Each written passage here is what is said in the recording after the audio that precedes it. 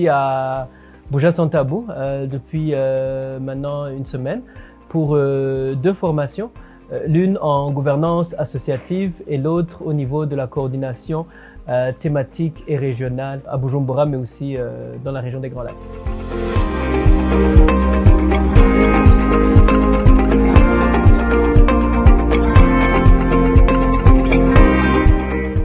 La gouvernance associative, je pense que c'est un terme pertinent pour plusieurs raisons. Premièrement, ça faisait déjà un petit bout de temps qu'on en parlait avec Freddy et la coordination de BST sur l'opportunité, la pertinence de le faire. Et pourquoi? Parce que le monde des arts et de la culture, de par sa manière de fonctionner et les personnes impliquées, a tendance à rester dans un cadre plus ou moins informel.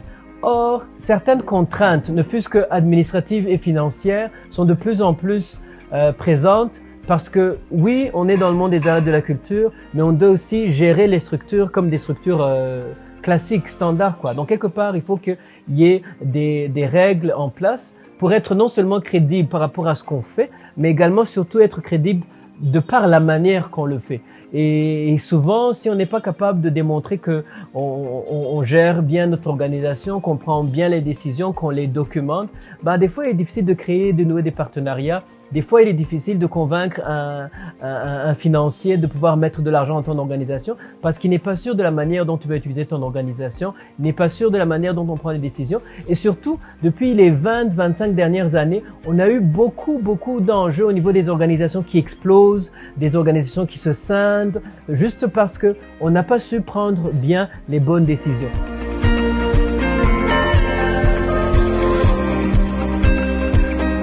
On n'était pas nécessairement dans le domaine des arts et de la culture, on était plus dans tout ce qui se fait autour de l'aspect créatif. Donc par exemple, au niveau de la gouvernance, on s'est convenu de qu'est-ce qu'ils allaient commencer à le faire et souvent c'était un atelier aussi très participatif. Alors il y a eu un défi de par les différentes nationalités par rapport à surtout le cadre légal et réglementaire. Au Burundi et en RDC, on a deux cadres différents, mais en bout de ligne, comme on était plus en mode meilleure pratique, on a su assez rapidement ajuster les besoins par rapport aux solutions qui sont disponibles. Nous sommes venus du Congo, nous sommes à 3, il y a 1 de Bukavu, 2 de Goma. Nous sommes venus uniquement pour suivre cette formation parce que c'était un manque dans nos organisations et l'occasion se présente pour apprendre.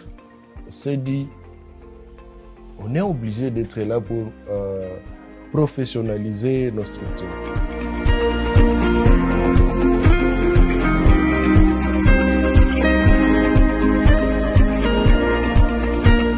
À la fin de l'atelier, ils sont convenus de 2 projets qu'ils devront mettre ensemble. Donc, ils sont en train de travailler sur 2 notes conceptuelles, mais ils ont également convenu de mettre en place ce qu'ils ont appelé l'agenda Grand Lac. Donc, avec cet agenda, non seulement il y aura une mise en commun des ressources, mais également un partage des différentes activités, un agenda mensuel, un ensemble de plateformes, réseaux sociaux qu'ils auront en commun, etc., etc.